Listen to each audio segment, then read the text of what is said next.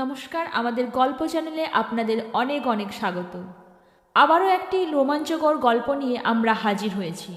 50 একরার মেয়ে তুলিকা অভাবের সংসারে দেখতে দেখতে লাউডগার মতো বেড়ে ওঠে। অবাক হয়ে ভাবে তুলিকার মা কি করে যে এমন মেয়ে বিয়ালো।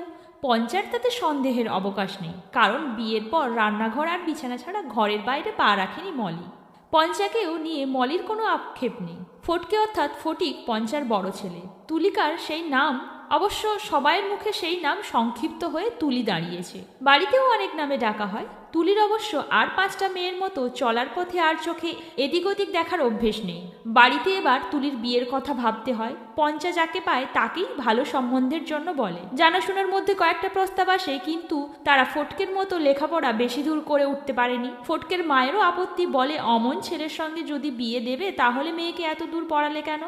তুলির অবশ্য বিয়ে থা নিয়ে অত চিন্তা নেই, তাই সবাই সম্বন্ধ খুঁজতে শুরু করে। এমন একটি সম্বন্ধ তখন পাওয়া গেল যেখানে ছেলেটির বয়স ছিল তুলির থেকে দ্বিগুণ, আর তার বেশি জমিজমা থাকায় সবাই ভেবেছিল যে সে তুলির জন্য উপযুক্ত। এটা যখন তুলিকা জানতে পারলো তখন তার চেয়ে বেশি দুঃখী আর কেউ ছিল না, কারণ এমন সম্পর্ক নিয়ে কে খুশি হতে পারে। এটা শুধু তার সাথে নয়, গ্রামের সব মেয়েদের সাথেই হতো, কিন্তু তার ভাগ্য তার সহায় ছিল এবং সেই সম্পর্কটা হওয়ার আগেই ভেঙে যায়, কারণ সেই ছেলে অনেক টাকা দাবি করেছিল যা তুলির বাবা মায়ের সামর্থ্য ছিল না, যার কারণে এই সম্বন্ধটা হতে পারেনি। যাই হোক, এটা ভালোই হলো আর তুলিও খুশি হলো। এভাবেই দিন কেটে যাচ্ছিল। এখন আবার একটি সম্বন্ধ এসেছে। একদিন পঞ্চার ছোট বোন ইন্দু এক পাত্রের খবর নিয়ে হাজির। পাত্র সরকারি অফিসে কাজ করে তখন ধরে নেওয়া যায় শিক্ষিত এবং মার্জিত পরিবার। নিজেদের বাড়ি, বিধবা মা সাথে থাকে, বাবা কয়েক বছর আগে গত হয়েছে। এটা তুলিকার সৌভাগ্য, কারণ আজ পর্যন্ত পুরো গ্রামে এমন কোনো পাত্র আসেনি যে সরকারি চাকরি করে এবং পাত্রের বয়সটাও বেশি নয়। পাত্রের পরিবার যৌতুক নিতে অস্বীকার করেছিল। বোধহয় এই প্রথম দেখেছিলাম যে কারোর মনে এমন চিন্তা আছে, কারণ যে ছেলে যৌতুক প্রত্যাখ্যান করেছে তার চিন্তা কতটা ভালো হতে পারে। দিন কাটতে বেশি সময় লাগেনি এবং তুলিকার বিয়ে হয়ে যায়। দীপেন তুলিকাকে বধূ বানিয়ে তার বাড়িতে নিয়ে চলে যায়। যাবার সময় তুলির অবশ্য বিন্দুমাত্র মন খারাপ হয়নি, কারণ সে এমন মেয়ে যে নিজের গ্রাম এবং পরিবার থেকে দূরে থাকতে পছন্দ করত। যাই হোক, তুলিকাকে বাড়িতে খুব আড়ম্বরপূর্ণভাবে স্বাগত জানানো হয়েছিল। আজ রাতে ভালো করে আলাপ করা যাবে। একে একে অতিথিরা বিদায় নেয়। বাড়ি প্রায় ফাঁকা। বিকেলের বাড়িতে মা ছাড়া আর কেউ ছিল না। দীপেনের বাবা শৈশবেই মারা যান। আস্তে আস্তে দীপেন ঘরে প্রবেশ করে ভেজানো দরজা ঠেলে। তারপর দীপেন দরজা বন্ধ করে।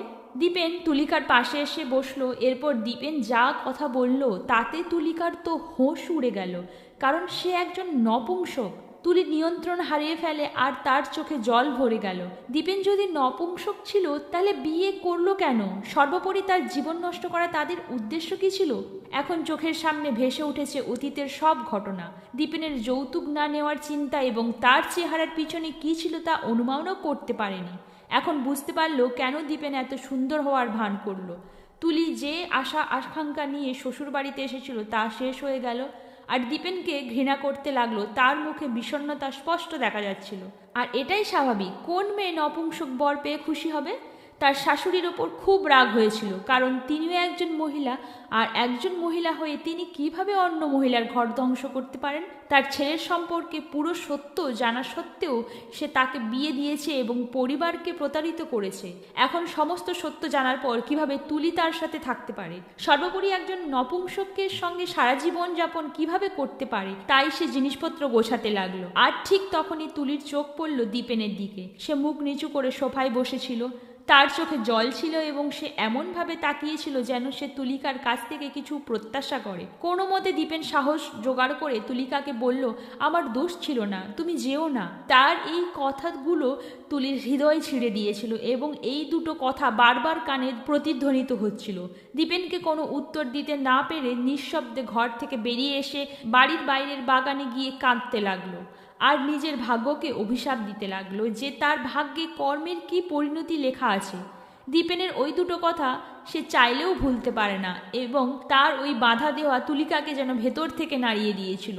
এই রাতটি তার জন্য সবচেয়ে খারাপ ছিল, কারণ একজন স্ত্রী তার স্বামীর সাথে যে রাত কাটায় সেই রাতটি সে একা একা কেঁদে কাটিয়েছে। সকাল হবার আগেই ঘরে চলে এলো, কারণ কারোর মনে সন্দেহ তৈরি করতেও চায়নি। ঘরে আসতেই দেখলো দীপেনও তার মতো চুপ করে বসেছিল। তুলি আর সহ্য করতে পারছিল না, মনে মনে মেনে নিয়েছিল এতে দীপেনের কোনো দোষ নেই। দীপেনের জায়গায় নিজেকে বসানোর সাথে সাথেই সব বুঝতে পারলো আর দীপেনের হাত ধরে তাকে জড়িয়ে ধরলো। দীপেন সম্ভবত বিশ্বাস করতে পারছিল না, কিন্তু এটাই সত্যি। এখন তার খুশির সীমা ছিল না। বোধহয় জীবনের প্রথমবারের মতো সে এত খুশি হয়েছিল। এখন এটাকেই জীবনের ভাগ্য বলে দীপেনকে মেনে নিয়ে নিজের জীবন শুরু করেছে।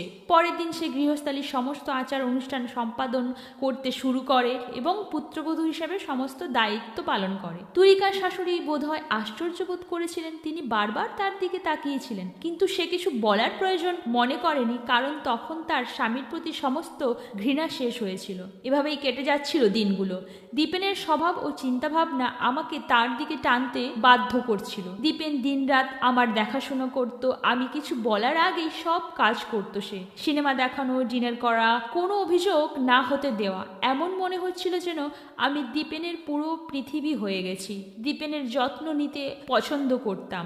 একদিন বসে ভাবছিলাম আর অনেক আফসোস হচ্ছিল, কারণ বিয়ের প্রথম রাতে দীপেনের সাথে আমি যে আচরণ করেছিলাম তা ভেবে আমার চোখে জল চলে আসছিল। যে এত ভালো মানুষ, এত খোলা মনের, শুধু তার দুর্বলতার কারণে আমি তাকে ছেড়ে যাওয়ার সিদ্ধান্ত নিয়েছিলাম। কিন্তু তারপর ভাবলাম কেউ না এমনটা করতো। কিন্তু তারপর দীপেনকে নিজের বলে মেনেও তো নিয়েছিলাম। এভাবেই দিন কেটে যাচ্ছিল। এখন দীপেন আমাকে বাইরে নিয়ে যেত, তার বন্ধুদের সাথে পরিচয় করিয়ে দিত, যেন সে আমার প্রতিটি প্রয়োজন পূরণ করছে। আমি কখনোই অনুভব করিনি যে আমি আমার বাবা মায়ের বাড়িতে না, বরং আমার শ্বশুর বাড়িতে আছি। দীপেনের মাও আমার খুব যত্ন নিতেন। তার দিকে তাকিয়ে আমার কখনো মনে হয়নি যে সে আমার শাশুড়ি। ওর এই রকম ভালোবাসা আর আদর দেখে আমি ওর ভুলটা ভুলে গিয়েছিলাম, যেটা সে বিয়ের আগে লুকিয়ে রেখেছিল। কিন্তু এখন আমি আমার পরিবার নিয়ে পুরোপুরি সুখী। দীপেন এবং আমি সিদ্ধান্ত নিয়েছিলাম যে আমরা আমাদের জীবনে একটি নতুন সূচনা করব এবং সেই নতুন সূচনা হবে একটি শিশুকে দত্তক নেওয়ার মাধ্যমে। অনাথ আশ্রমে গিয়ে একটি ছেলেকে দত্তক নেব এবং তাকে নিজের সন্তানের নাম দেব। তাকে একজন ভালো মানুষ হিসাবে গড়ে তুলব। এখন দীপেনের মুখেও হাসি ছিল, কারণ সেও আমার সাথে নিজেকে একজন সাধারণ মানুষ ভাবতে শুরু করেছে।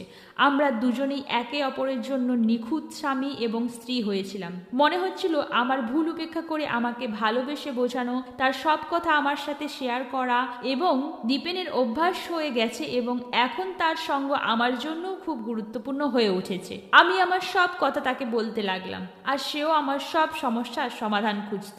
এভাবে হাসতে হাসতে কেটে যাচ্ছিল আমাদের জীবন। একদিন আমি রান্নাঘরে কাজ করছিলাম, এমন সময় দীপেন বাড়িতে আসে। সে আজ অফিস থেকে তাড়াতাড়ি বাড়ি এসেছিল।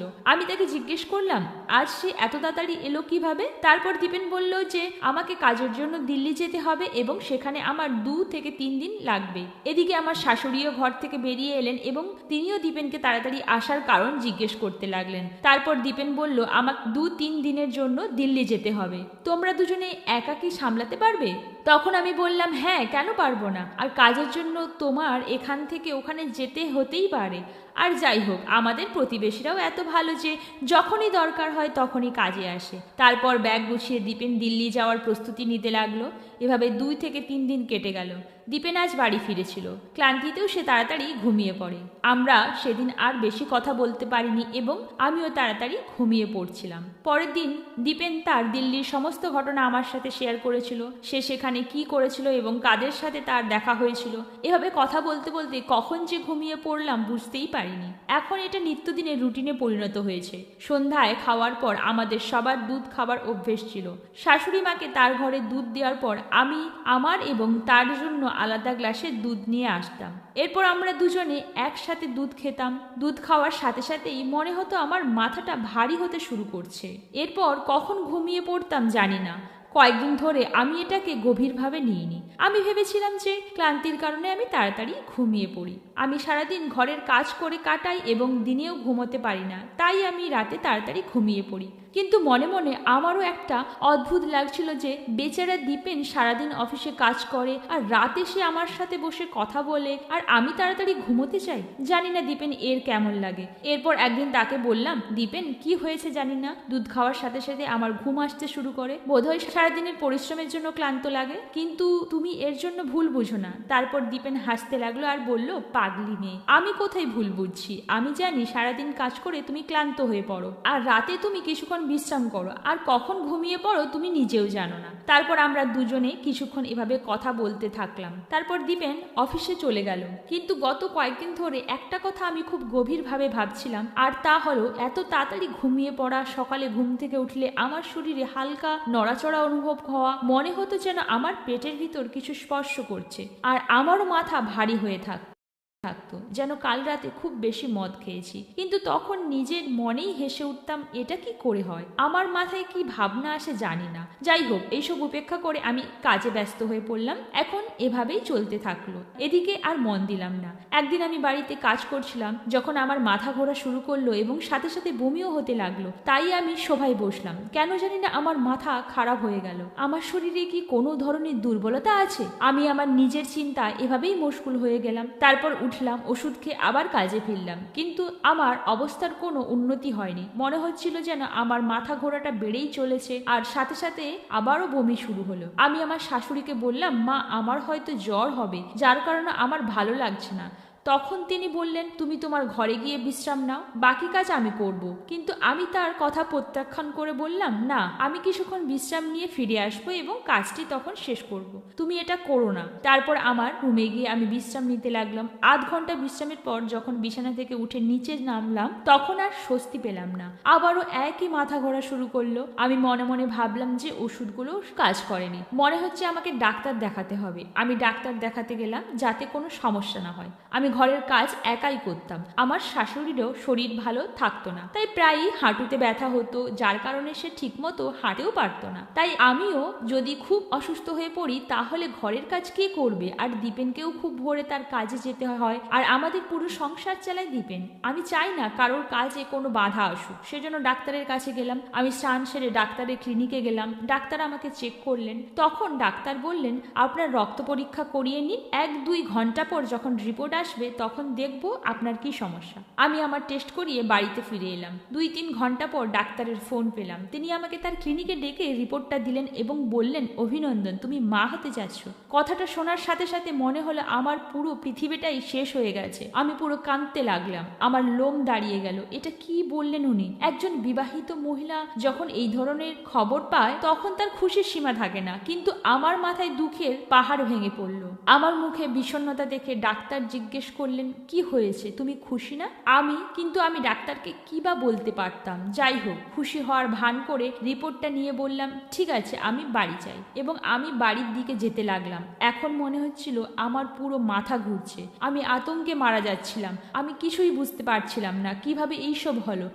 দীপেন একজন নপুংসক, তাই আমি কিভাবে মা হলাম? এবং দীপেন ছাড়া আজ পর্যন্ত আমি কোনো ছেলেকে সেই দৃষ্টিকোণ থেকেও দেখিনি। আমি যেন মরতে মরতে কোনো রকমে বাড়ির দিকে হাঁটতে শুরু করলাম। একটা কদমও এগোতে পারছিলাম না। আমার চোখে জল ছিল, আমার সারা শরীর ঘামে ভিজে গেছিল। এই চিন্তাগুলো আমার মাথায় বারবার আসছিল যে আমি জানি না আমার পরিবার কি ভাববে, এবং সবাই জানে দীপেন আসলে কি। এবং যখন সবাই খবর পাবে যে আমি গর্ভবতী, আমি জানি না তারা কি ভাববে, আমি জানি না তারা আমাকে কি বলবে, এবং আমাকে চরিত্রহীন প্রমাণিত করতে বেশি সময় লাগবে না। আমার উপর প্রত্যেকের যে বিশ্বাস ছিল, কে যারা আমাকে এত ভালোবাসে, আমি যা বলেছি তাতেই বিশ্বাস করেছিল, এই সমস্ত কিছু আমার কাছ থেকে কেড়ে নেওয়ার সময় এগিয়ে আসছিল। আর তাও আবার বিনা দোষে। আমি কাকে বলতে পারতাম এসব? তারপর আমার মনে এলো যে আমি দীপেনের সাথে এই বিষয়ে কথা বলবো, কারণ আমার বিয়ের পর থেকে আমি যদি কোনো সমস্যার সম্মুখীন হয়ে থাকি, দীপেন আমাকে সাহস দিয়েছিল এবং আমাকে সমর্থন করেছিল এবং সবসময় আমাকে বুঝতে পেরেছিল। কিন্তু তারপরে আমার পদক্ষেপ আবার থেমে যায়। আমি ভাবলাম, দীপেন যদি আমাকে সমর্থন করতে অস্বীকার করে, কারণ এমন কোনো লোক নেই যে নিজের স্পর্শ বিনাই তার স্ত্রী গর্ভবতী জানবে আর কিছু মনে মনে করবে না। কোনো রকমে বাড়ি পৌঁছে সোজা আমার রুমে গিয়ে আমি কাঁদতে লাগলাম। কিছুক্ষণ পর শাশুড়ির আওয়াজ শুনতে পেলাম, তাই তাড়াতাড়ি চোখের জল মুছে স্বাভাবিক হয়ে গেলাম, যেন সে বুঝতে না পারে। আমার শাশুড়ি এসে জিজ্ঞেস করলেন, কি হয়েছে, রিপোর্ট এনেছো? ডাক্তার কি বললেন? বড় কোনো সমস্যা নেই তো? তখন আমি বললাম, না না মা, আমি জ্বরের কারণে একটু ক্লান্ত ছিলাম, দুর্বলতার কারণে আমার মাথা ঘোরা শুরু হয়েছে, অন্য কোনো সমস্যা নেই, সব ঠিক আছে। তখন আমার শাশুড়ি বললেন, এটা তো ভালো কথা, স্বাস্থ্যের খেয়াল রেখো আর কাজে বেশি জড়াবে না, দুদিন বিশ্রাম করো এবং দীপেনকে ফোন করো, সে তোমার জন্য তাজা ফল নিয়ে আসবে। আমি মনে মনে ভাবছিলাম, যে পুত্রবধূর আপনি যত্ন নিচ্ছেন, যাকে নিয়ে এত ভাবছেন, সে আপনার নাম ডুবিয়ে দিল। আমি বুঝতে পারছিলাম না যে এটা কার সন্তান এবং আমার চোখ থেকে বারবার জল ঝরছিল, কিন্তু আমার নিজের ওপর আস্থা ছিল যে আমি আজ পর্যন্ত এমন কিছু করিনি। আমি মনে করি না এতে আমার দোষ ছিল। তারপর আবারও আমার সামনে সেই কথাই এলো। আমি রাতে তাড়াতাড়ি ঘুমাচ্ছি, সকালে ঘুম থেকে উঠলে আমার মাথাটা এত ভারী হয়ে যাচ্ছে আর আমার শরীরে এমন নাড়াচড়া হচ্ছে যেন কেউ আমাকে ভুলভাবে স্পর্শ করছে এবং আমার সাথে কিছু করছে। আমি বারবার অনুভব করছিলাম যে কিছু না কিছুই অবশ্যই আমার সাথে ঘটছে। ভাবলাম শাশুড়ির সাথে কথা বলি। আমি আমার পা ফিরিয়ে নিয়ে মনে মনে ভাবলাম, তার স্বাস্থ্য এমনিতেও ভালো নেই, জানি না এইসব কথা তাকে বলা উচিত হবে কিনা। আমার জন্য তার স্বাস্থ্য খারাপ হলে খুব বাজে হবে, তাই আমি তাকে কিছু বলার প্রয়োজন মনে করিনি। দীপেনের সঙ্গেও কথা বলিনি। মনে মনে ভাবলাম নিশ্চয়ই কিছু একটা হয়েছে, নইলে আজ পর্যন্ত এত তাড়াতাড়ি আমি ঘুমাইনি। আর বাড়িতে কোনো কাজ না থাকলেও তো তাড়াতাড়ি ঘুমিয়ে যাচ্ছি, কিন্তু তার সাথে ক্লান্তির কি সম্পর্ক? এখন আমাকে পুরো সত্যটা জানতে হবে, আমার হচ্ছেটা কি। তখন আমার মাথায় চিন্তা এলো, অন্য কেউ নিশ্চয়ই এর সাথে জড়িত। দুধ পান করার পর যদি আমার ঘুম আসে, তাহলে দীপেনও দুধ পান করে এবং দীপেনেরও নিশ্চয়ই ঘুম আসে। এই কারণে আমরা দুজনেই ঘুমিয়ে পড়ি এবং আমার সাথে হয়তো কিছু ভুল হয়। তারপর একদিন ভাবলাম এসব এর কারণ খুঁজে বের করতে হবে যে আমার সাথে কি হচ্ছে। একদিন ভাবলাম আজ দুধ না খেয়ে ঘুমাবো, এরপর যা হবে তা আপনা আপনি সামনে এসে যাবে। রাতের বেলায় আমি খাবার খেয়ে শাশুড়িকে তার ঘরে দুধ দিলাম। আমার আর দীপেনের দুধ নেওয়ার পর আমি আমার রুমে চলে এলাম। তারপর হঠাৎ অসুস্থতার অজুহাত দিলাম। তারপর দীপেন বলল, কি হলো? আমি বললাম, আমার ঔষধ রান্নাঘরে পড়ে আছে, আমার জন্য নিয়ে আসো। তারপর দীপেন রান্নাঘরে ঔষধ আনতে গেল। আমি জানালা দিয়ে দুধ ঢেলে দিলাম, খালি গ্লাস রাখলাম।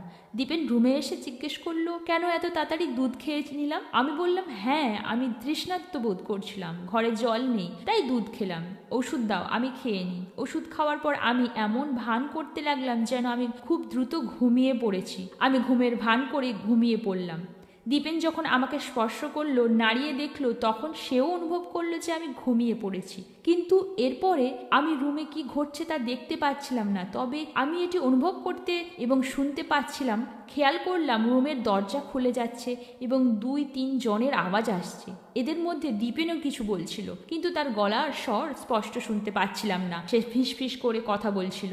এরপর দেখলাম একজন লোক আমার দিকে আসছে এবং আমার জামা কাপড় খুলে ফেলার চেষ্টা করতে লাগলো। তারপর আর সহ্য করতে না পেরে আমি তক্ষুনি চোখ খুলে দিলাম। আমাকে হঠাৎ জেগে উঠতে দেখে দীপেন এবং সেই লোকেরা হতবাক হয়ে গেল। ওই লোকজন সেখান থেকে পালিয়ে যায়। দীপেন বলল, আরে তুলিকা, তুমি ঘুমাচ্ছিলে? আমি দীপেনকে জোরে চড় মারলাম। তারপর জিজ্ঞাসা করলাম, এসব কি হচ্ছে? এদিকে আমার শাশুড়িও সেখানে চলে আসেন। তিনি কিভাবে এসব বুঝতে পারেনি। তিনি বলতে লাগলেন, কি হয়েছে, তোমরা দুজনে এমন করছো কেন? তারপর আমি আমার শাশুড়িকে তার ছেলের এই সমস্ত বিষয়ে বললাম আর জিজ্ঞাসা করতে বললাম যে এই সমস্ত আপনি আপনার ছেলেকে জিজ্ঞাসা করুন। তখন আমার শাশুড়ি দীপেনের হাত ধরে জিজ্ঞেস করলেন, কি হচ্ছে এসব? তখন দীপেনের চোখে জল আসলো আর সে আমার পায়ের কাছে পড়ে বলল, তুলিকা, আমাকে ক্ষমা করে দাও, আমি অনেক বড় ভুল করে ফেলেছি। কয়েকদিন আগে আমি দিল্লিতে গিয়েছিলাম, সেখানে আমার বন্ধুরা আমাকে বলেছিল যে তুই তো একজন নপুংসক আর তোর স্ত্রী তোকে তাই সুখ দিতে পারে না, আর তুইও তোর স্ত্রীকে সেই সুখ দিতে পারিস না। তার সাথে ব্যবসা করে টাকা রোজগার তো করতেই পারিস তুই, এতে তুইও উপকৃত হতে পারবি আর এতে তোর তো কোনো সমস্যাই হবে না, তাই না? ওরা টাকার লোভে আমার মনকে এতটাই ভরিয়ে দিয়েছিল যে আমি ওদের কথায় পুরোপুরি প্রভাবিত হয়েছিলাম এবং এখানে এসে আমি একটা প্ল্যান করেছিলাম যে প্রতি রাতে তুলিকার দুধে নেশার ঔষধ মেশাবো, যার ফলে সে গভীর ঘুমে চলে যাবে এবং এরপরে আমি লোকেদের ডেকে তার সাথে ব্যবসা করতে লাগলাম এবং আমি দীর্ঘদিন ধরে একই কাজ করছিলাম, অনেক টাকাও কামিয়েছি এভাবে। বসে বসে এত টাকা আসছে দেখে মনে আরো লোভ হলো আর তাই এই কাজটা চালিয়ে গেলাম। তারপর দীপেন বলতে শুরু করলো যে আগে আমি একদম ঠিক ছিলাম, কিন্তু দিল্লি যাবার পর থেকে বন্ধুদের আলোচনায় এসে নিজের চিন্তা চেতনা আর অস্তিত্ব হারিয়ে ফেলেছি। এরপর আমি আমার শাশুড়িকে বললাম যে সেদিন আমি যখন মাথা ঘোরার কারণে চেক আপ করতে গিয়েছিলাম তখন সেখান থেকে বেরিয়ে এসেছিলাম যে আমি গর্ভবতী এবং তখন থেকেই আমার সন্দেহ সন্দেহ হয়েছিল যে আমার সাথে অবশ্যই কিছু ঘটছে, কারণ দীনেশ তো একজন নপুংসক এবং তাই কেউ আমাকে স্পর্শ করেনি। তাহলে আমি কিভাবে গর্ভবতী হলাম? তাই সবকিছু জানার জন্য আজ দুধ না খেয়ে ঘুমানোর পরিকল্পনা করলাম, আর পুরো সত্যটা আমার সামনে চলে এলো। তখন আমার শাশুড়িও দীপেনকে একটা থাপ্পড় মেরে বললেন, আমি তোমাকে এই তুলিকার সাথে বিয়ে দিয়েছি যাতে তুমি তোমার জীবনে একা না থাকো, তুমিও একজন জীবন সঙ্গী পাও এবং তুমি একটি সন্তানকে দত্তক নিয়ে সুখে জীবন কাটাও। আর এই দুর্বলতার মধ্যেও তোমাকে সাপোর্ট করার জন্য এত ভালো বউ তুমি পেয়েছো যে তোমাকে সবসময় সাপোর্ট করেছে, তোমার এত যত্ন করেছে, তবুও তোমার ভালো লাগেনি? আমি রুম থেকে বের হয়ে কাঁদতে লাগলাম, এই ভেবে যে আমি যাকে বিশ্বাস করেছি, দুর্বলতা জেনেও যাকে সমর্থন করেছি, সে কিছু টাকার জন্য এমন কাজ করেছে। দীপেন যে এত ভদ্র, বুদ্ধিমান এবং সুদর্শন ছিল, তার এই রূপ আমি স্বপ্নেও ভাবিনি। এখন আমার চোখে জল আর মনে দুঃখ ছাড়া আর কিছুই ছিল না।